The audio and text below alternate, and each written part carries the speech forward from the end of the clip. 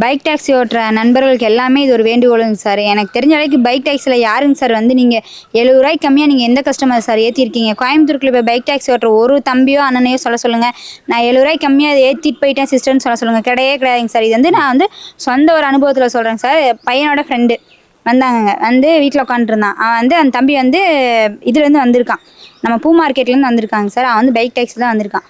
இங்கேருந்து நம்ம ரிட்டன் திருப்பி ராமநாதபுரம் போகிறேன்னு கேட்டேன். அவன் போட்டிருக்காங்க சார், 54 ரூபா காட்டுச்சுங்க சார். அவன் எவ்வளோ கேட்டான் தெரியுங்களா? 120 ரூபா கொடுங்க வந்துடுறேன் அப்படிங்கிறாங்க சார். அப்போ பைக் டாக்ஸியில் அதானங்க சார் கேட்குறாங்க. ஒரே தம்பி தான். இதே வந்து நீங்கள் ஆஃபீஸ் போகிறீங்க சார், அதே கருத்து தாங்க சார் என்னோடதும். என் பையனோட ஃப்ரெண்டு தான் அந்த தம்பி புக் பண்ணாங்க. புக் பண்ணியில் பார்த்தீங்கன்னா 54 ரூபா காட்டுச்சிங்க சார்.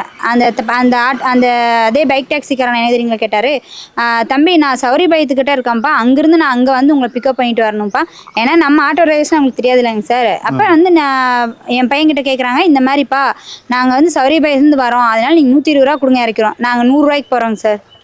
எங்கே இருந்தீங்க சார்? சிங்கா வந்து ராமநாதத்துக்கு நாங்கள் 100 ரூபாய்க்கு போகிறோங்க. இங்கே இருக்க ஆட்டோ டிரைவர்ஸ் யாராவது இல்லைன்னு சொல்லுங்கள் சார். 100 ரூபாய்க்கு போகிறோம் நாங்கள், 120 ரூபாய்க்கு போகிறாங்க பைக் டாக்ஸி. இது எப்படிங்க சார் நாங்கள் வந்து ஏற்றுக்குவோம்? நினச்சி பாருங்கள். இது வந்து நான் சொந்த கருத்துங்க சார். ஒன்றும் இல்லைங்க சார், நீங்கள் இப்போ ஓலா பைக் டாக்ஸியோ இல்லை ரேப்பிட்டோ வச்சுருந்தீங்கன்னா நீங்கள் போட்டு பாருங்க சார். இங்கேருந்து நீங்கள் காந்திபுரத்துக்கு போடுங்க சார், உங்களை 130 ரூபா இல்லாமல் கொண்டு போய் விட்டாருன்னா நாங்கள் அதுக்கப்புறம் நீங்கள் என்ன சொன்னாலும் நாங்கள் கேட்டுக்கிறோங்க சார்.